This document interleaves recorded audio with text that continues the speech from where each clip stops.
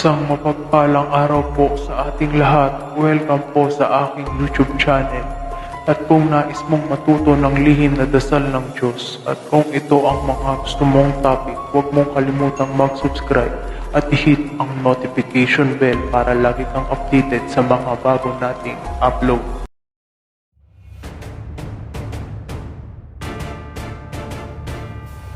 Nakakaramdam ng matinding hilo, masakit na tiyan at nasusuka kadalasan kapag pinabayaan ay lalo pa lalala ang nararamdaman. May pagkakataon pinagpapawisan ng malamig kapag ganito ang nararamdaman, kinakailangan ng agarang patingin o patingin sa manggagamot.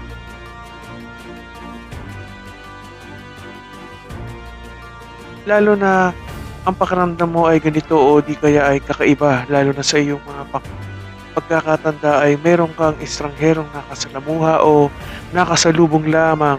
Ang kadalasang pagkakataong ito ay tinatawag na tapik o dawdaw.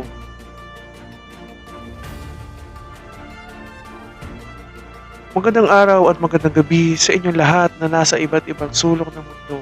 Naway masumpungan kayo ng video na ito na payapa ang isip at maibsan ng kalungkutan o suliranin na gumugulo sa inyong mga isipan.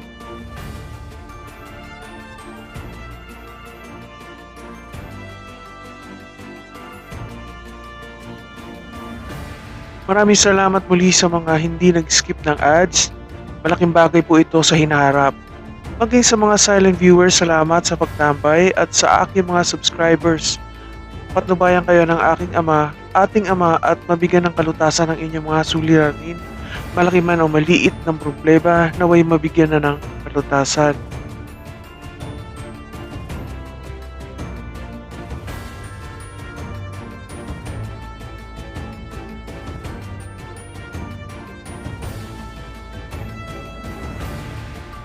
Ang kulam o tigal po ay lubhang nakakapinsala sa isang tao. Maging ang barang maihahalin tulad ng tapik o dawdaw. Ang tapik ay ang pagtatapik sa balikat ng target at ito ay kaagad na mabibigyan ng sakit na nakakapinsala.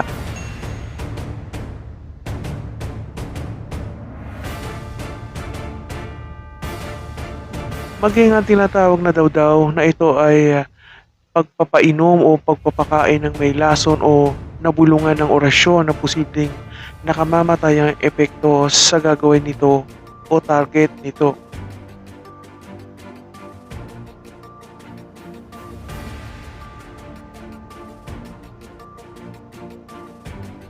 Pamamaraan ito upang mabigyan ng sakit ang kanyang target. Kapag makaramdam kagaya ng mga senyalis na ito, ay otomatikong pumunta sa espiritual na manggagamot kung kaya't pinapayuhan na magkaroon ng mga pangontra o proteksyon sa katawan.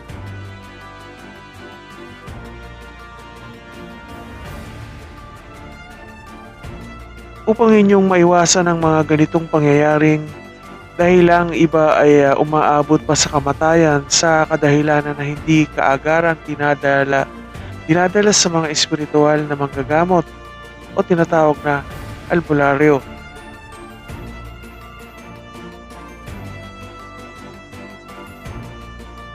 Ang tapik at dawdaw ay hindi na lang sa probinsya o liblib na lugar. May pangyayari na rin na nasa kamay nila at kanayunan dahil ang mga ganitong gawain ay nagkalat na at naikalat na ang mga pangangaral ng mga masasamang gawain na kapwa. Lalo na sa nagnanais makaganti o sa taong target nito. Minsan ay iniuutos lamang ito sa marunong. Sa mga kainan kagaya ng piyesta o okasyon na nagkakaroon ng pagkakataon na maging sa mga lugar na estranghero sa iyo, ay may mga taong ibig maminsala na lang sa ibig nilang pinsalain tulad ng bigla ka na lamang tatapikin ng hindi mo kakilala o nakilala man lang.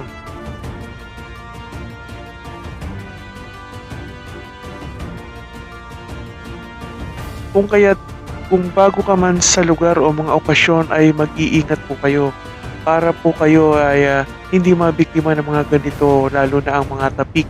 Kung makakakuha kayo sa inyo ng mga kakilala na kahoy ng sinag araw o piraso ng sanga o kahoy ng bagawak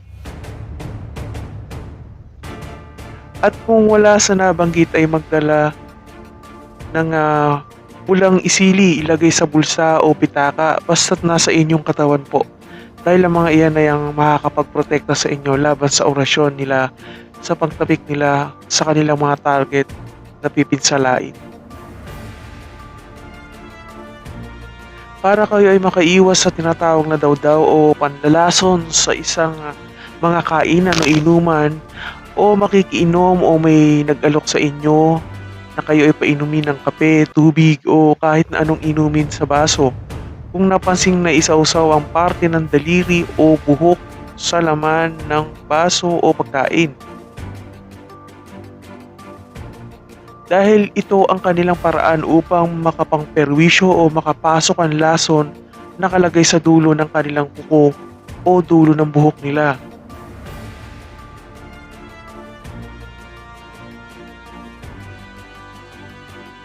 Para mas siguradong maiiwasan ay mas mabuting uminom na lamang po kayo sa nabibiling nakasarado pa na inumin o pagkain kung may mapapagpipilian pa naman, at kung matitiis pa ang uhaw o gutom kung ikaw ay nasa lugar na walang mabibilihan nito.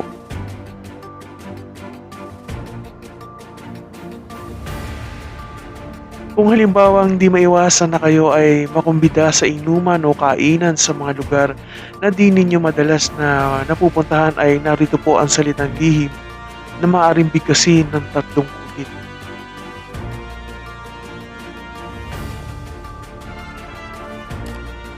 Amam, Hugrab, Erikam, Ulam, Inam, Mulap, Mua, Mari, Esem. Pagkatapos ay iihip sa pagkain na kakainin o iinumin ng walang makapapansin sa inyong gagawin.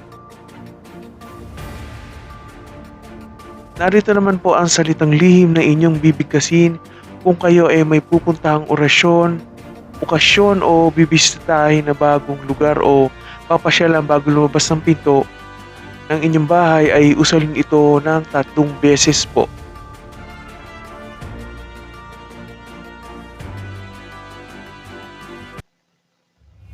Amam, Hugrab, Airikab, Ulam, Inam, Lilitong, Igaw, Aleluya.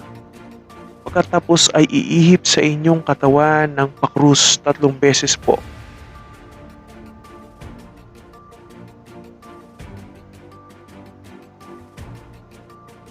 At kung napinsala na kayo sa hindi ninyo inaasahan o may kakilala kayo na nabiktima ng tapik o dawdaw, inumin ninyo ng asin at asukal, ihalo sa maligamgam na tubig. Kapag natunaw na ay saka ipainom o inumin ito. Kung mayroon kayong asul na tawas, ito ang ilagay sa maligamgam na tubig at ipainom ito. Ang ganitong sangkapay upang mapasuka ang taong na biktima at mailabas ang ikinain o ininom na mayroong lason.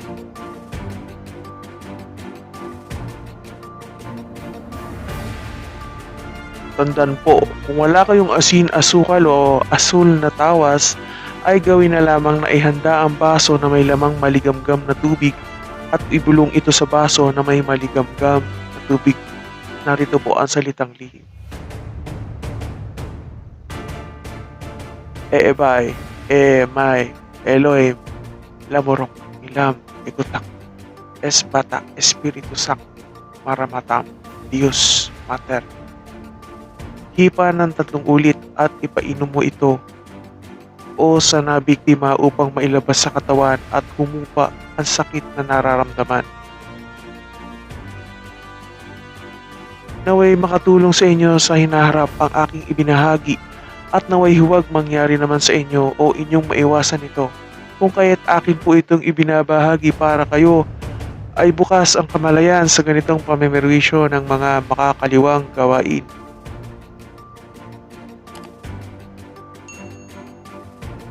Mag-iingat po lagi at salamat sa mga patuloy na nagsusubscribe at nanonood ng aking mga video na ibinabahagi dito sa aking channel, Lihim na Dasal, Kaloob ng Diyos. Maraming salamat po.